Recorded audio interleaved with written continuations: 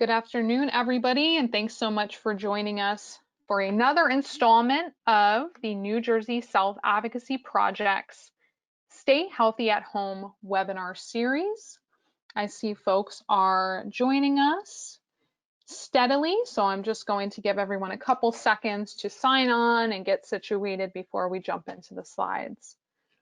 But as you know, today's topic is model employee, perfecting your personal and professional look. And this is part of our campaign to celebrate National Disability Employment Awareness Month. That it is happening all October, all month long, and the New Jersey Self-Advocacy Project and statewide Self-Advocacy Network are so excited to celebrate and share some resources about really amplifying employment opportunities and employment readiness for folks with disabilities. So thank you all for joining us today. And I'm super excited to be joined by a guest presenter. So let's jump right into our introductions. My name is Ashley Ritchey. I'm the director of the New Jersey Self-Advocacy Project, which is a division-funded program of the ARC of New Jersey. My team and I support a statewide network of self-advocates and self-advocacy groups. We are, that is the New Jersey statewide self-advocacy network, and it is the largest self-advocacy organization in the state. And again, we provide comprehensive training and resources to self-advocates, direct support professionals, and agency personnel statewide. So now I am so excited to turn it over to our guest presenter so she can introduce herself. Hi there, my name is Jessica Lax. I'm an adult transition facilitator at CEA, which is a small nonprofit in Flemington that works with people with disabilities. We work in a variety of different areas. We have on-campus work readiness programs, we have supported employment, we have community employment, we have a high school program that allows students with disabilities in high school to get ready for training after school, college, whatever their paths are. We help them get ready for that. So we do a lot of different work within the disability community. And again, we're located in Flemington. So it's really nice to be here with everyone today. Thank you so much, Jessie. We so appreciate your willingness to share your expertise and all of your experience with the participants today. So let's jump right in. Okay, so just a quick reminder, we love questions and comments. You can submit those in the questions tab throughout the webinar. So you just click on the little triangle next to questions and submit your question in that box. And a dedicated member of our team will be checking the box throughout the webinar. So if you have any technical difficulties or have any questions, just pop that information in there and we'll be sure to address it. We are dedicating time at the end of our hour together to address questions. So if we don't address your question during the presentation, please know that we will make sure to address it before we end our time together. No need to send duplicate questions. We're watching the box and we'll make sure to get that information out. Also, we posted the slides that we're going to present today in the handouts tab. So it is a PDF titled Model Employee Webinar, October 20th. If you click that, you can download a copy of the slides. And we will present a poll during the webinar and a survey at the conclusion of the webinar, and we'd really appreciate your participation in both of those activities. And as a reminder, the webinar that we're presenting today is part of a series of webinars called the Stay Healthy at Home series. This was launched back in April 2020 as a means of staying connected while apart. So the New Jersey Self-Advocacy Project team has hosted a webinar each week, and we truly appreciate your support of the program, and we're so happy that you're listening in today. You can visit our website, NJSAP.org, to register for upcoming sessions, including next week's webinar hosted by Rob Kimmel with the Boggs Center. And again, a continuation of our celebration of National Disability Employment Awareness Month. Okay, so let's jump in with today's topics. So as Ashley said, October is National Disability Employment Awareness Month. And we want to make sure that everyone is aware that as we go through the month, we're going to continue talking about these topics that are important to disability employment. We're going to be discussing visible and invisible disabilities on the job, how presentation and appearance impact employment, and how supported employment professionals can help clients prepare for interviews and hone their employment quote unquote soft skills.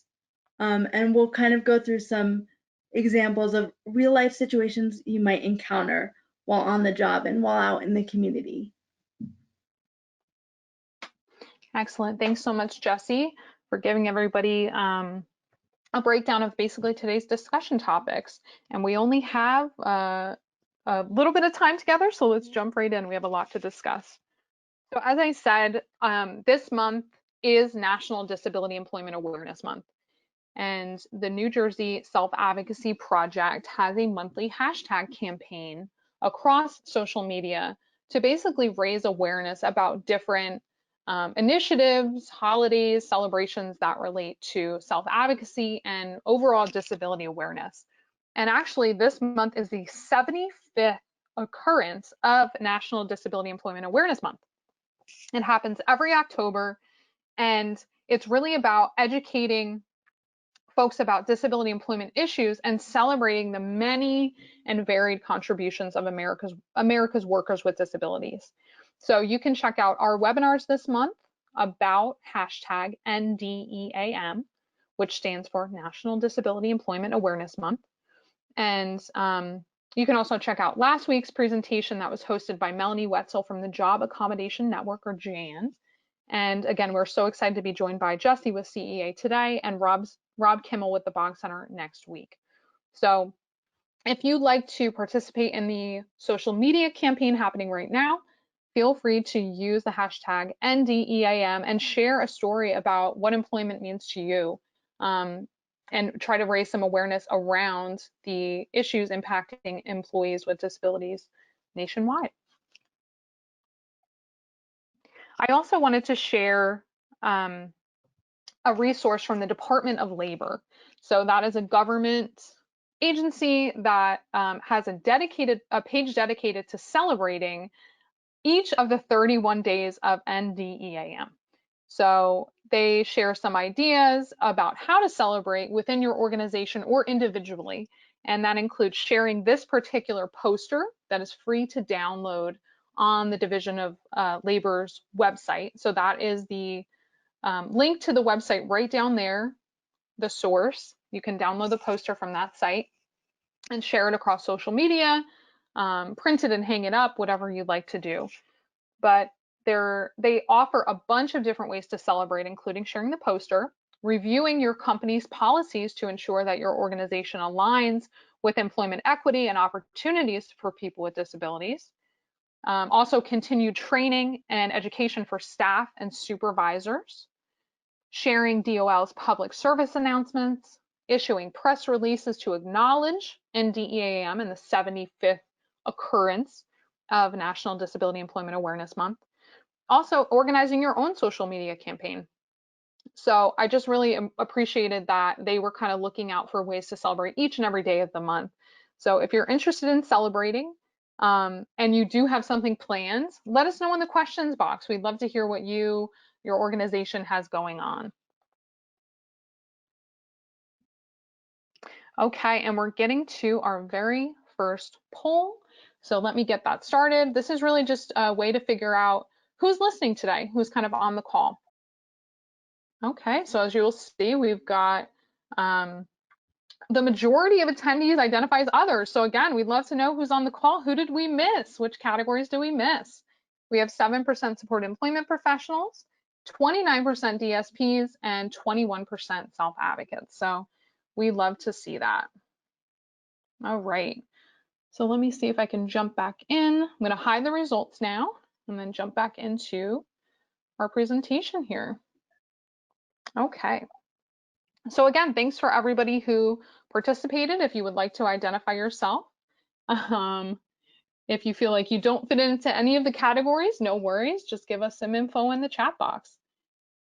So perfect, let's move right along.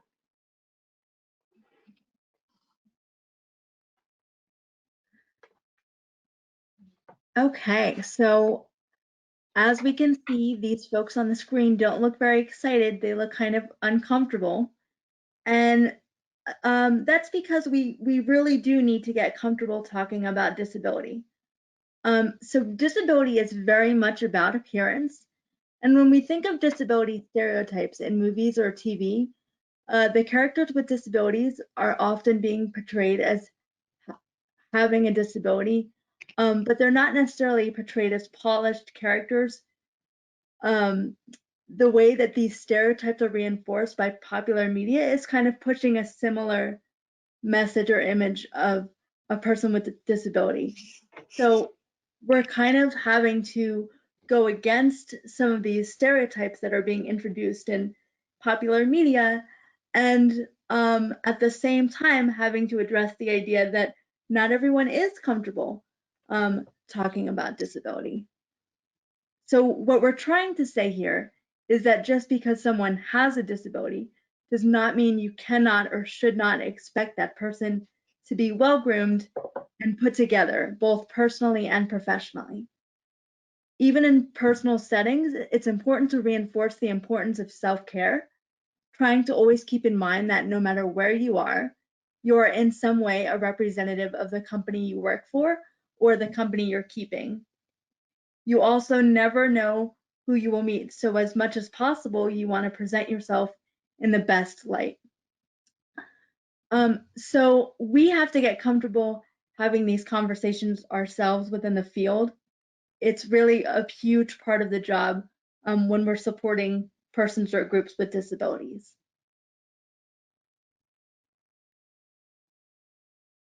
Excellent. So yeah, if I can just echo kind of what Jesse said, I think we could all do a little bit. We can all, work towards getting more comfortable talking about different aspects of disability. So even folks who have been in the field for years may also know that there are aspects of the work that they do that they're not as comfortable with. So what we're really going to laser focus on today is specifically self-care, hygiene, self-care and hygiene as kind of one of those areas of the soft skills that folks need in order to make sure that they are going to be successful in the job, that they're going to feel comfortable working with the public and working out in their communities. Those areas might not necessarily be the first thing that you think of, like hygiene as the top soft skill, but we're kind of the idea that it's critical that people are aware of how important those hygiene issues are to employment success and employment retention. So yeah, I think it's just really important to get comfortable having those maybe awkward conversations about how personal hygiene and personal care impacts overall employment success. And we are going to get into specific tips on how to do that. And we appreciate, again, everybody's support of this topic and acknowledgement of how critical it is. Okay, so I think we should also start off with kind of a conversation about what are the benefits of having a job? Why are we trying so hard? Some of us are dedicating our careers to supported employment and making sure that people with disabilities have access to meaningful employment opportunities. So aside from the most obvious benefit, which is steady income, being able to pay your bills and provide for yourself financially, there are a myriad of other benefits. And I think one of the most striking ones is the social benefits of employment. Many of us would probably say we've met some of our closest friends on the job, and we've developed meaningful personal relationships with our coworkers and colleagues or even supervisors. So we learn a lot about ourselves on the job, and we learn a lot about other people. And again, it's an opportunity to build that soft skill of social interaction, the nuanced social interaction that is it's possible to train on in the classroom or in an isolated setting, but that work is really, really done in real life, in vivo, where you're having the interactions with another person and you're not necessarily controlling their response. I'm thinking of a member of the public. If someone's working at a grocery store, you really don't know what the customer is going to say. So I think the social benefits are really huge. Employment also offers a sustained opportunity to build skills in a variety of different areas, not just the job itself. So we probably all feel like we're doing the job of multiple people lately. And this type of role switching takes a lot of different skill sets, many of which we hone on the job in real life. Um, Again, the communicating with other people is definitely a big one, but also being exposed to people of different cultures and backgrounds and religions and cultural experiences. So there's certainly also the health benefits, right? If your company is offering health care, that is an incentive for a lot of people to um, find employment and maintain employment, as well as the opportunity to have a routine. So, employment as a part of a healthy overall routine for a lot of people, um, as well as the opportunity to plan for retirement, plan for big life purchases, and look down the road and kind of feel like you have some control over where you're going and what your goals are. This also relates to the benefit of personal growth.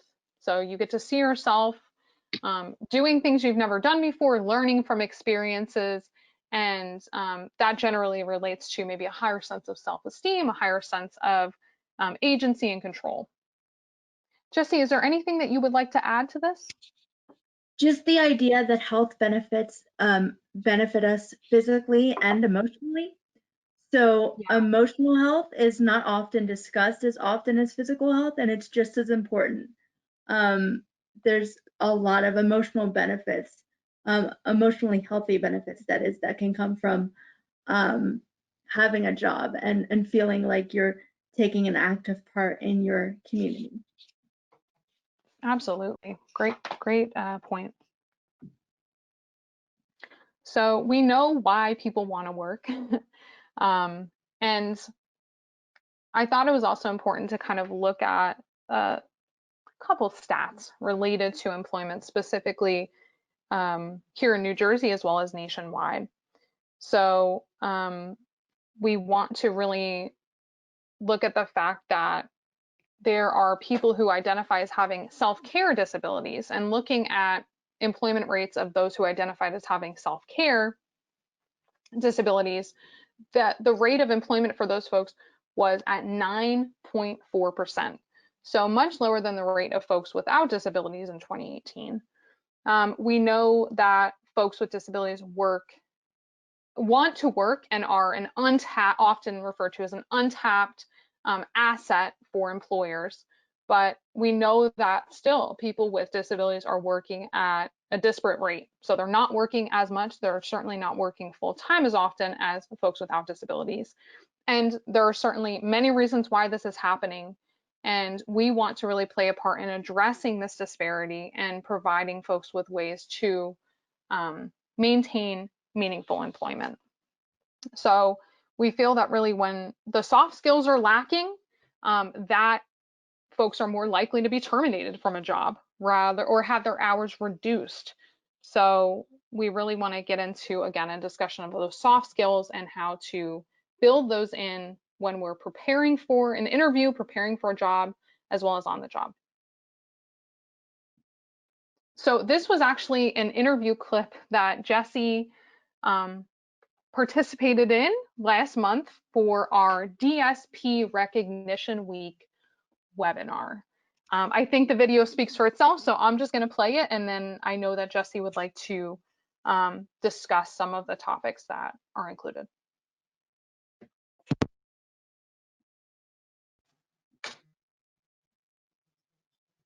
Oops, hold on one second. Going to turn my volume all the way up. Perception of people with disabilities. is probably the biggest barrier for them.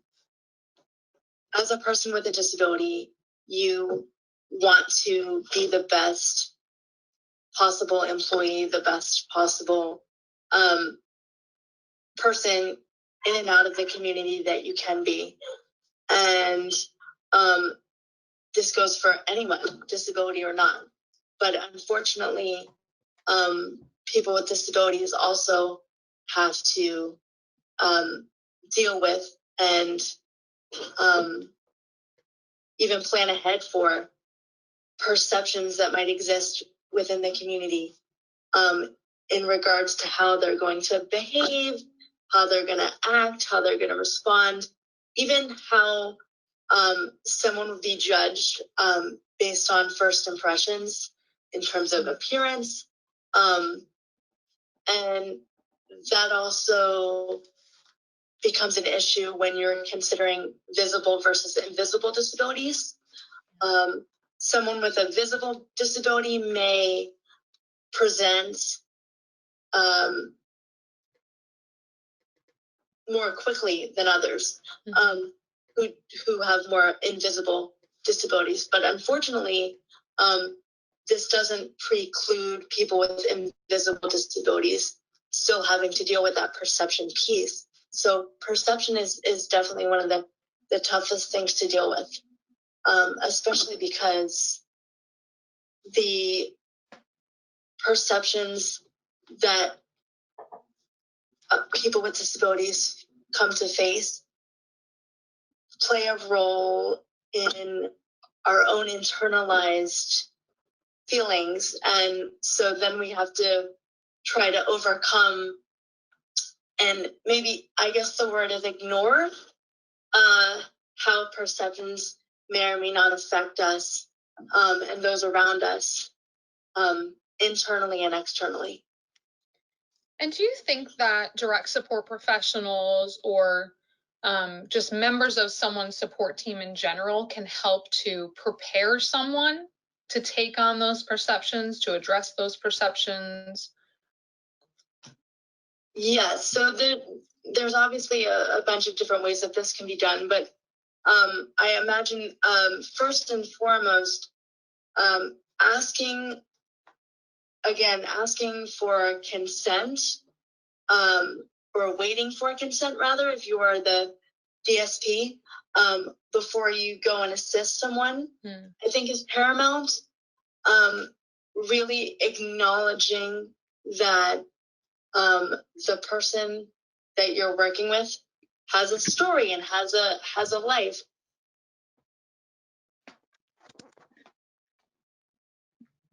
Okay, well, this is a pretty loaded topic in lots of different ways. And I think it goes back a little bit to the idea that we're not always comfortable talking about disability. So then when you throw in that perception piece, it becomes even bigger. People with disabilities and those who work with them need to be aware of the perceptions that often accompany people with disabilities. However, it's important that everyone is very careful not to assume that perceptions will automatically be negative. They may not be. We can be prepared for negative perceptions without automatically expecting the worst. And the issue here is that it's really tricky to navigate this space. However, we really want to make sure that we can focus on the good that can come from a situation, because that's always going to be the best course of action, focusing on the potential positive results rather than what can be negative in a situation. How people with disabilities feel about themselves matters a great deal, obviously, as well. So again, in that clip that we just watched, I had addressed the fact that the perceptions can kind of influence how self-advocates see themselves in day-to-day life, whether on the job or just out and about in their communities. It definitely plays a role in how people see themselves.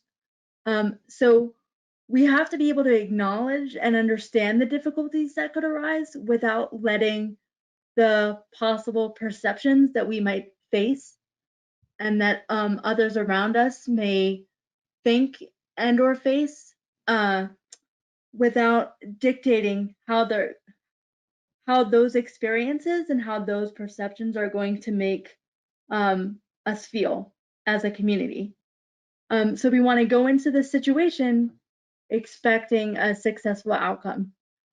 And you just kind of want to give yourself that reminder that you will feel better if you have this mindset. You may not feel perfect. And, honestly, who's going to feel perfect day to day? But you will feel better than if you would have gone into a situation expecting the worst. Absolutely, Jesse. I think that was very well said.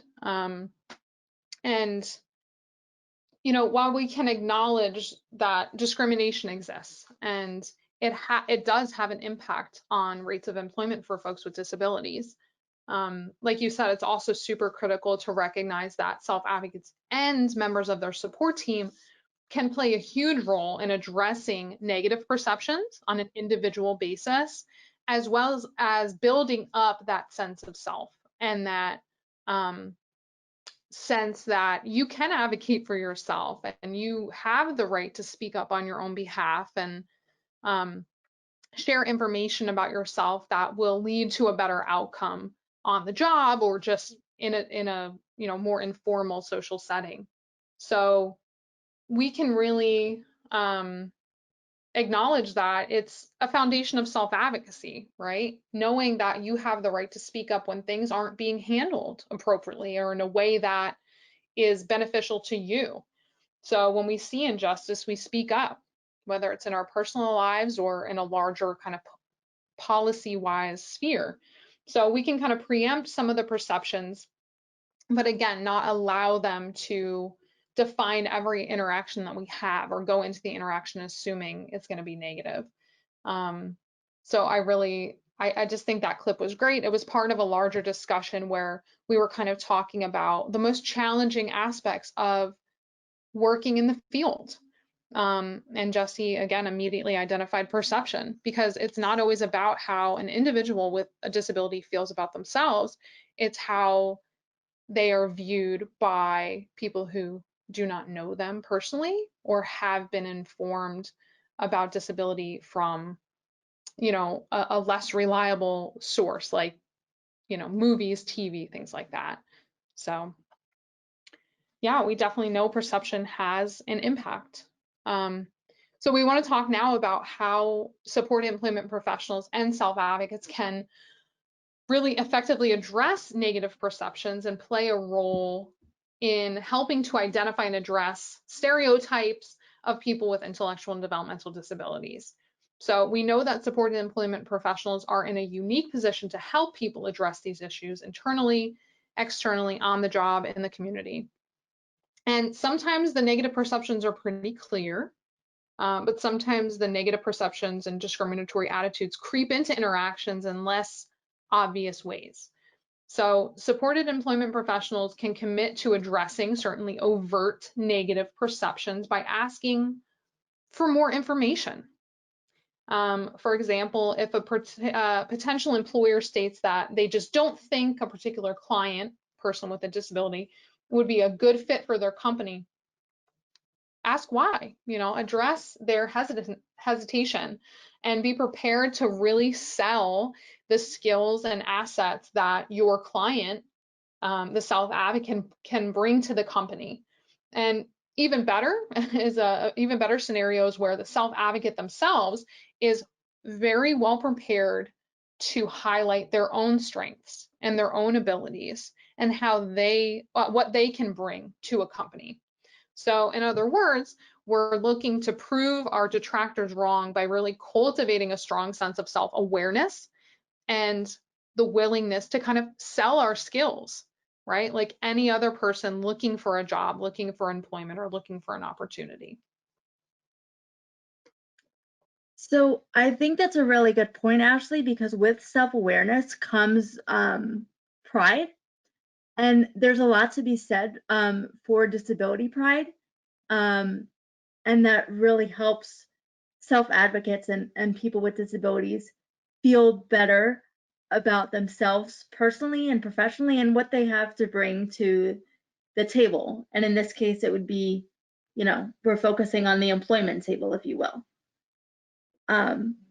So in all of this, even though we are addressing perceptions and some tricky issues, we still want to promote the idea of having pride in ourselves and pride in being part of the disability community. But a lot of these issues do come down to the way we look.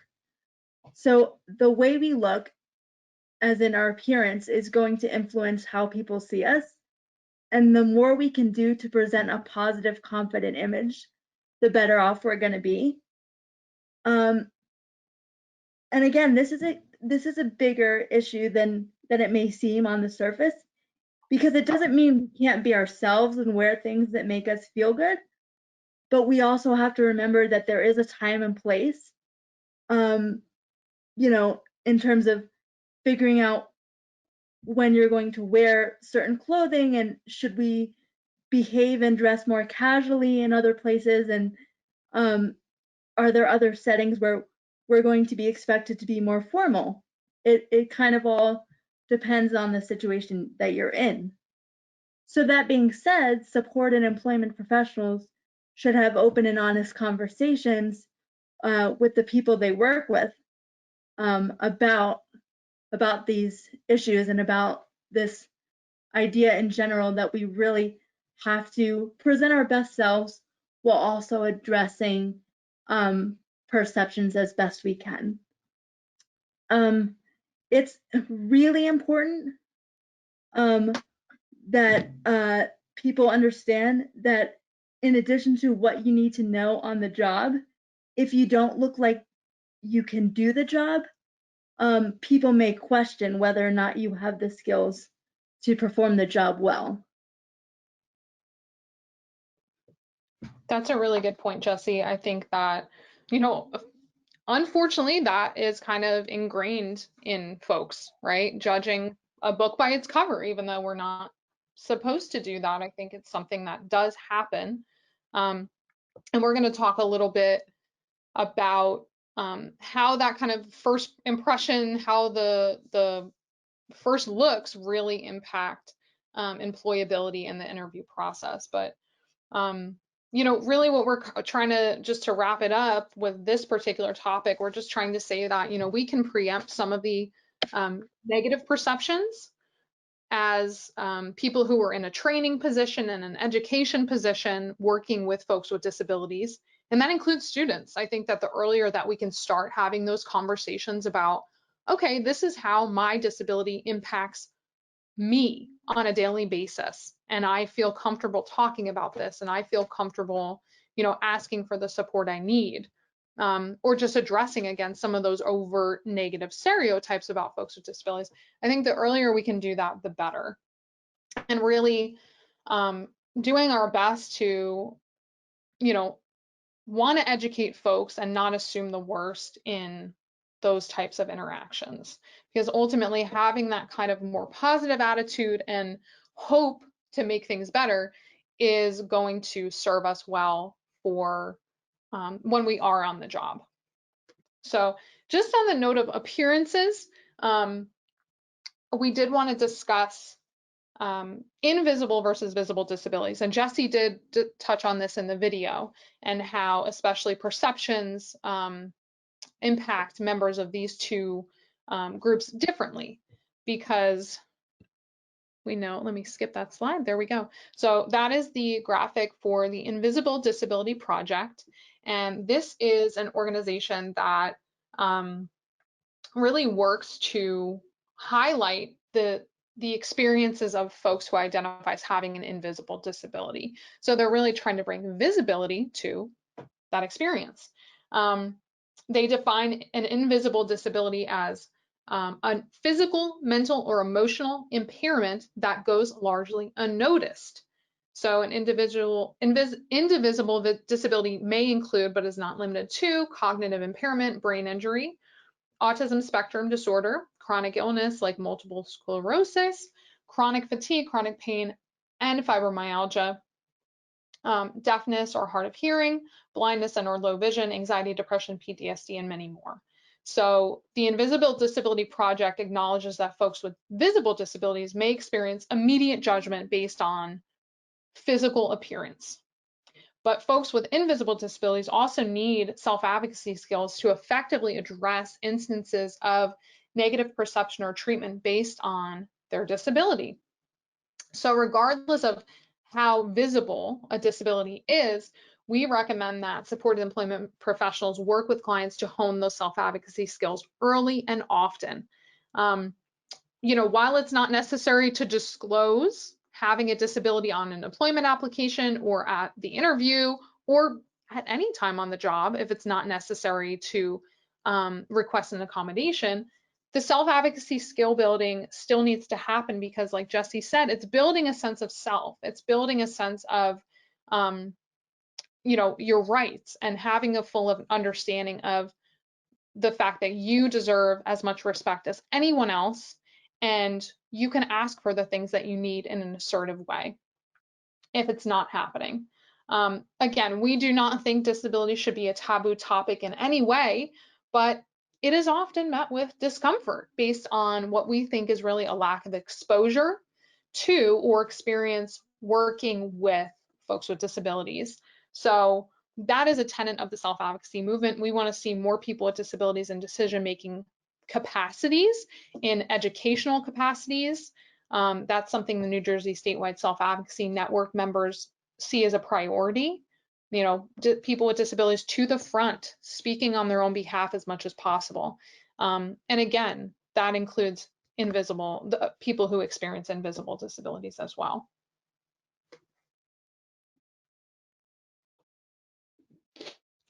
So as I mentioned before, we want to talk a little bit about first impressions. And I found an interesting little factoid when I was doing some research. Employers form a first impression during the first 7 seconds of a meeting.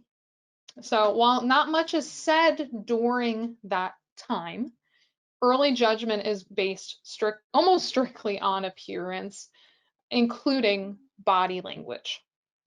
So as someone who is in a hiring position within our organization, I did want to share some tips that might be able to help prepare you or help your clients prepare for their next interview, whether it takes place in person or virtually. The real message here is, even if we are having a video interview or a meeting with a supervisor or a work meeting virtually, we still want to pretend as if we are there in person. So we have a resource in the handout section of this presentation today. You can review the handouts. It's titled NJSAP Video Chat Etiquette Infographic. So that is the image that you see on the right side of the screen there. But some of our basic recommendations are being professional in all aspects of communication. So whether you are a person who's seeking employment with a company and you send an email through the website, or you email a hiring manager directly, communicate with the utmost respect.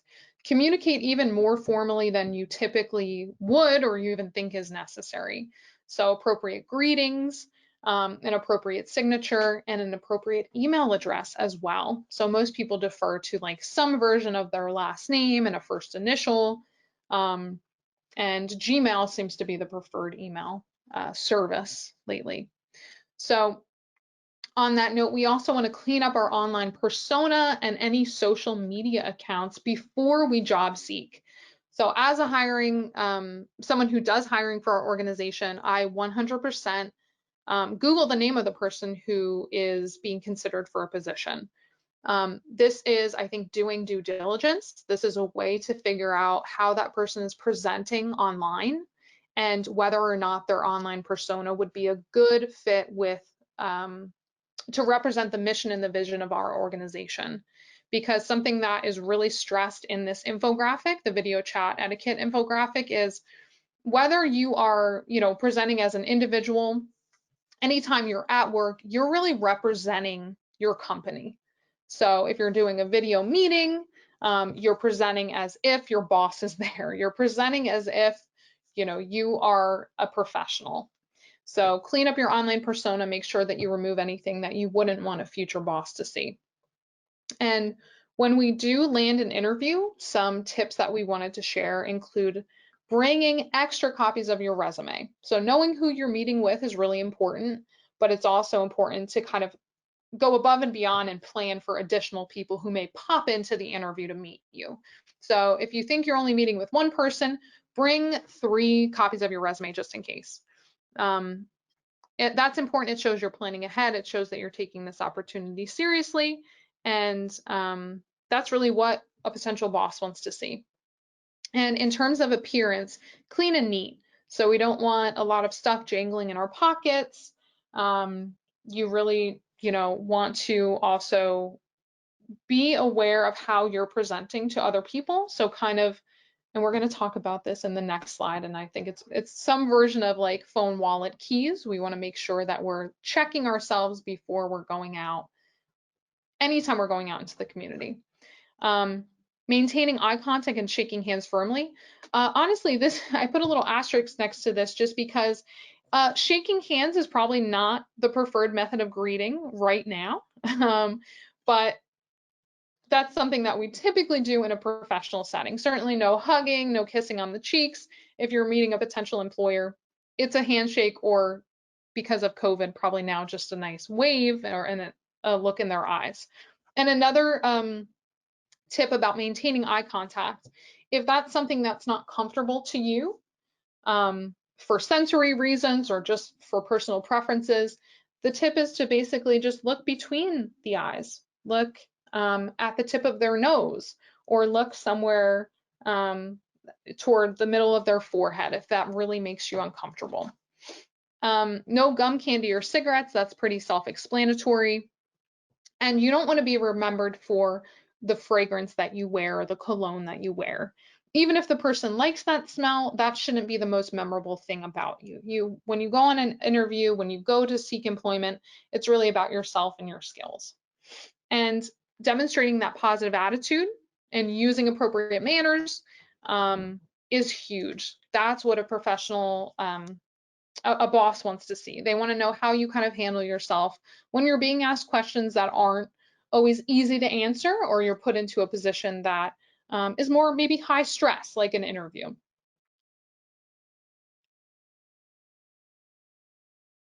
Jessie, is there anything that you wanted to add to this slide?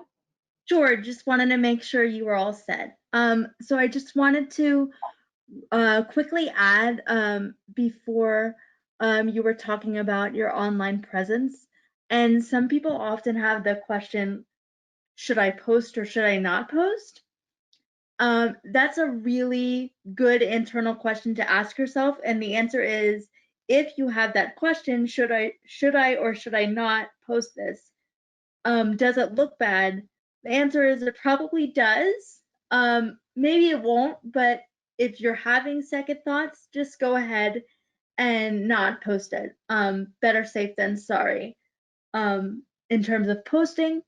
And when we're talking about first impressions, in this new day and age with the coronavirus happening, we're usually meeting a lot of people virtually instead of in person. But typically when people with disabilities are meeting folks in person for the first time, whether it's personally or professionally, they may often have to assess their surroundings in a different way than a person without a disability needs to assess their surroundings. So, for example, someone with a physical disability of some kind may have to make sure that they're sitting in a stationary seat. And if they notice that there are only chairs with wheels available in the interview room, they may have to ask, I'm sorry, do you mind if there's a stationary chair available somewhere that I could use. Do you mind if we switch the chairs out? If someone has difficulty sitting still, they may have to figure out how to practice sitting still for long enough to answer interview questions, or they may get lucky in certain settings and not have to sit down. So there's a chance, like I said, that folks with disabilities are going to have to do a quick glance over and check out their interview environment in a way that a person with a disability doesn't have to.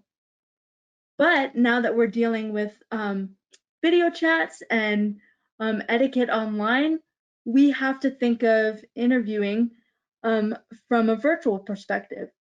So just to offer a little helpful hint, if you do have difficulty sitting still, or let's say reduced muscle control, or it's tough to balance the laptop on your lap, make sure the device that you're using when you're interviewing is on a surface where it won't wobble or move. You're going to want to make sure that your focus is on what you're saying and how you look on camera. So your best bet is to take some time before the interview process and position your phone or your laptop before the video chat will begin so that you're prepared to, again, just focus on your words and your actual presentation rather than dealing with the equipment in front of you. That's such a great point, Jesse, and it really relates to, you know, being prepared, right? That's what a boss wants to see. That's what a potential supervisor wants to see. How are you planning ahead for things rather than kind of, you know, fumbling to get the camera right at the time you were supposed to start the interview. And I really like that you touched on some direct techniques for advocating for accommodations, even, you know, during the interview. So in terms of asking for the type of seating that you need to be comfortable and to do the interview. I think that was great, and it relates to, you know, building the self-advocacy skills, asking for what you need. And this could even be done in advance. This could be something that's, you know, mentioned in an email exchange with a potential employer or hiring manager. But also it's a great way to, you know, sometimes these things come up in you know, real life, and it's a great way to kind of advocate on the fly and ask for what you need in a respectful way. Right, right. Okay. So we have our handy dandy little virtual checklist here. As you can see from the screen, it may seem silly to talk about washing up and wearing clean clothing, but it is a very, very, very crucial part of looking the part in public, especially when we're on the job. It's kind of a way to show employers, customers, whomever we're encountering, that as employees, we are able to do our jobs. Disability or not, you want to show that you've kind of quote unquote dressed the part for the environment that you're in and for the job that you're doing. So if I can take you on a little journey, imagine you're getting ready for work or you're going somewhere with friends. Now, you're going to want to make sure you do everything you can to make a good impression once you step out the door. So when you wake up, before you think about, you know, how the rest of your day is going to go, one of the first things you should be thinking of is, what am I going to wear? How am I going to make sure my hygiene is, you know, up to snuff? I have to remember to brush my teeth, take a shower, make sure my face is nice and clean. So all of these things are going to help you kind of get fresh, and get ready for the day. Make sure you keep looking in the mirror as often as you can before you leave. You know, ask yourself, do I need to trim? Do I need to shave? Really pay attention to how you're looking in the mirror. people may tell you if there's something to fix, and they may not. And that is actually very often the case. A lot of the times they're not going to tell you. So this is kind of something we need to work on for ourselves, and we need to do on our own. Just keep checking, making sure that we're looking our best. So in terms of our clothes, we're gonna want to make sure not only that we look good, but that they match the activity we're participating in. So if we're going to an interview, we should really be thinking about the type of job we're interviewing for, and whether or not the clothes that we're wearing on the interview fit the job description. So if you're going to get a job in a casual restaurant, you wouldn't necessarily walk in wearing a suit and tie, but showing that you're still able to be professional, you might choose something like khakis or a polo shirt. Again, this is a focus on employment, but thinking about after work, if we're gonna go maybe hang out with friends, safely, by the way, socially distanced, we're gonna wanna make sure that we're not wearing anything with holes outside of the house. Really keeping in mind that even though we're off the job, we're still kind of a representative for our job and for the people that we associate with. So again, right before we leave any place, whether it's our house, whether it's somewhere else, if we have the opportunity to look in some kind of mirror and check ourselves, we should be checking, is our shirt pulled down? Are our pants around our waist? Did I accidentally forget that there's a little bit of toothpaste on the corner of my mouth? Anything like that. You want to check it out as often as you can. I think that's, these are great tips. And I think it's something that, again, like parents can help younger children with disabilities do. So early and often, this could be something that's hung up in the bathroom or in someone's bedroom, just as a reminder. And again, we likened it to the phone, wallet, keys check that a lot of people do before they leave the house. Our argument here is really, it's just as important to kind of check how you look physically and visually before you're stepping out, because we know that, again, if especially as it relates to employment, those impressions are made very early into an interaction. So we hope this is helpful. And if you Google self-care personal hygiene checklist, you can find them where the checks are blank and you can print them out and actually physically use them in the home or in a real life setting. Right. Moving right along. Okay, so the age-old question. Do I have something on my face?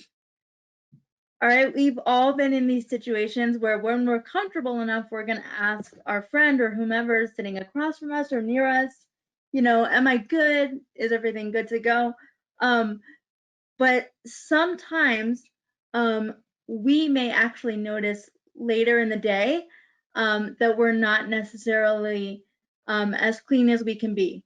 2 hours after lunch, sometimes you go into the bathroom and you're like, oh my gosh, no one told me that I have sauce on my face. And again, this goes back to the idea of comfort. Disability or not, people are not always comfortable telling others when they need to spruce it up a little bit, or when they have something going on their face, or there's a little something on their clothes. So it's important that we continue to check on this for ourselves as often as we can. And this is a really, I would say, underutilized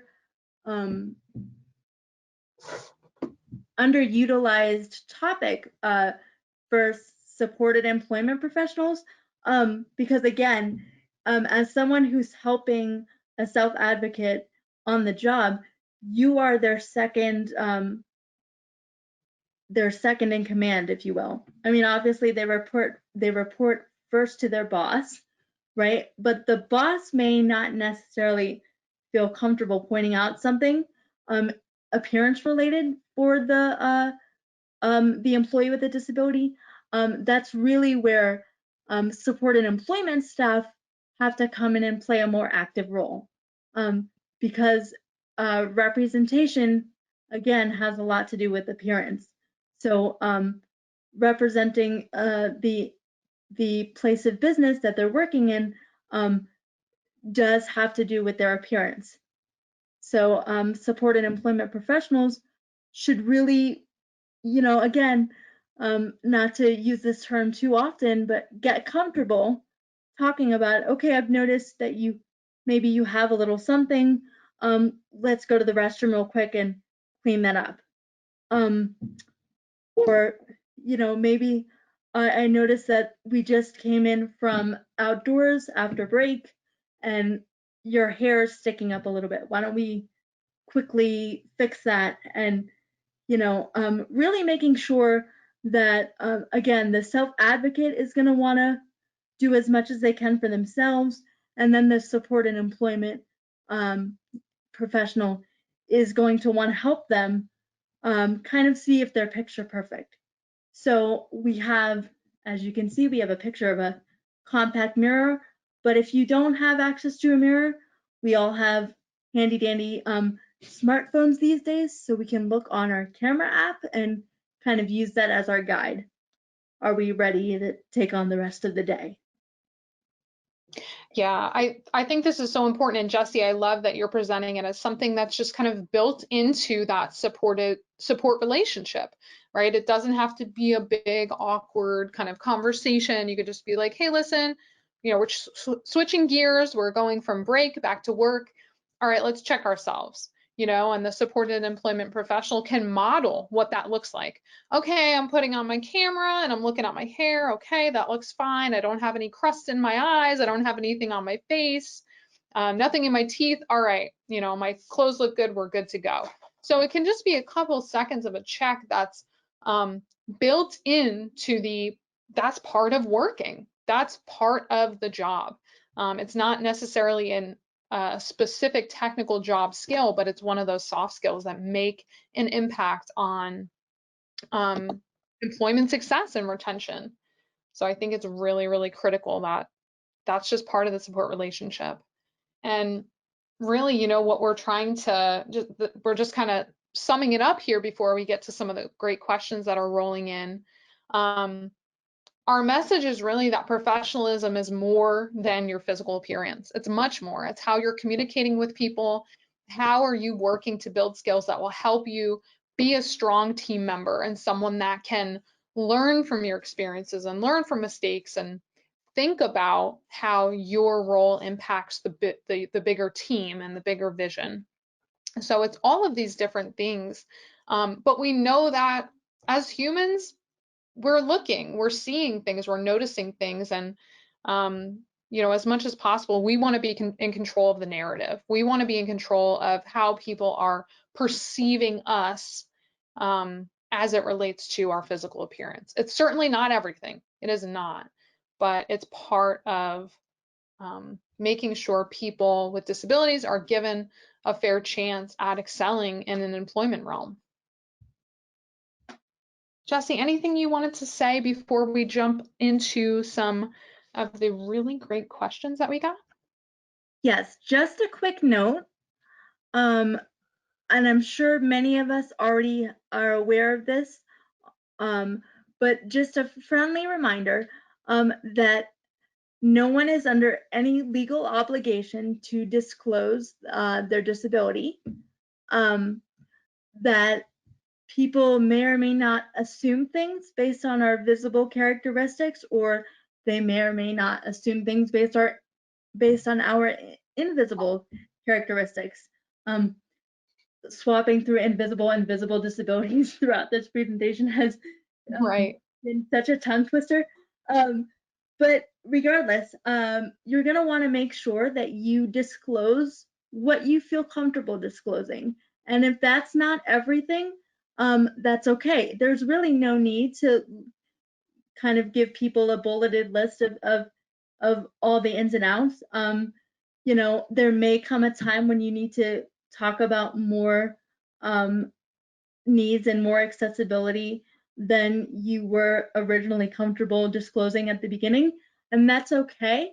You're going to want to do whatever's best for you in any given situation, and make sure that your dignity and your self-respect remains intact while you deal with answering questions about appearance and disability and anything that might, you know, intersect between those two topics.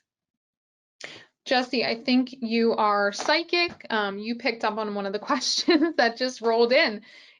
The person asked, you know, is an employer allowed to ask you if you have a disability, and how could you respond if you have one and do not want to disclose it? So I want to just repeat what Jesse said. You are under no legal obligation to disclose a disability on an application, at an interview, or on the job if that's not something you do not want to do. You do not have to do that.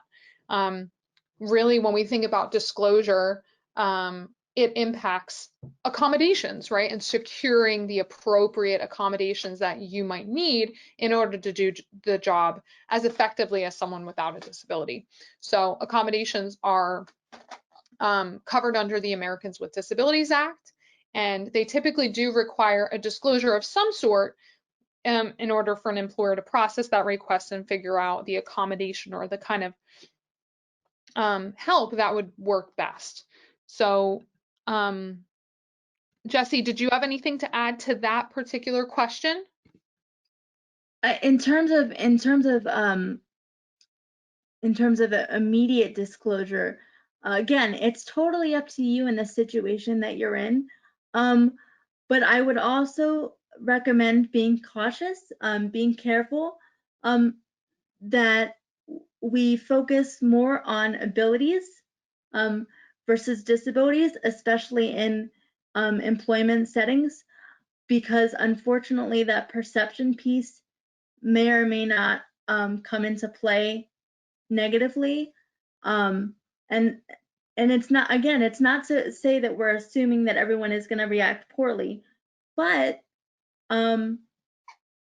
it is something that could happen. So we want to make sure that if we feel like we really need to talk about our disabilities or things that we may need assistance with while on the job, that we feel ready and able and willing to do that, but also that we make sure that we're presenting ourselves in such a way that disability is not the main focus, that what we can do in terms of our skills and our presentation as an individual, how we look, how we speak, how we present ourselves, how we behave is at the forefront of what someone's seeing when they're interviewing us.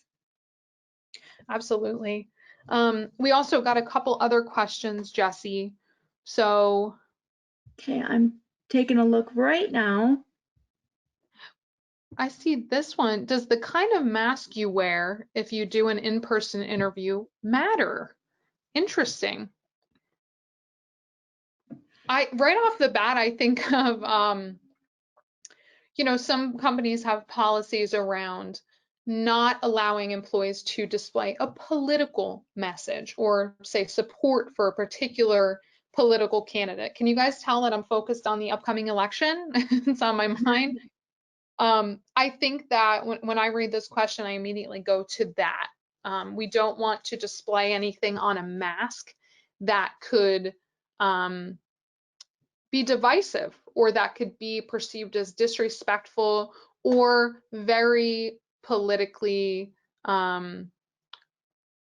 obvious when we want to get a job, because you know, politics is not something that necessarily has a place in employment.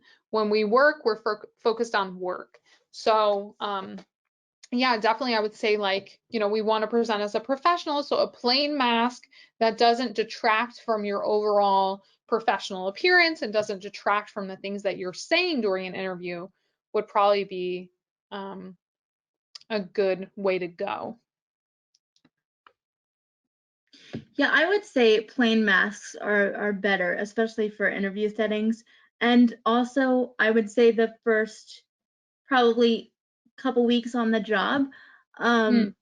just so that people understand that, you know, first and foremost, you're there to, you're there to work, and you're keeping up the kind of the more standard professional look. However, I did speak with a colleague of mine yesterday, and she was telling me about an awesome, um, like cheetah print mask that she recently Oh. um, and I think that's really cool and a fun way to stay safe and healthy during this time. So I'm totally an advocate for fashion forward masks, but you don't want them to get in the way of your first impressions with an interviewer. So just keep that in mind. Yeah, that's a good point. And it also gives you time to kind of get to know the company and what the culture is there. That might be able to inform kind of how fashion forward we can be going forward once we're on the job. I know we're almost at 10 minutes after the hour, so I do want to be respectful of everyone's time. For the other questions that came in, we are happy to get in touch with you individually. And again, I just want to thank Jessie so much for lending her expertise and her experience to this webinar. And thank you all for joining us today. We hope that you will sign up and register for the next session next Tuesday at 2 p.m. Thank you so much, everyone. Thank you.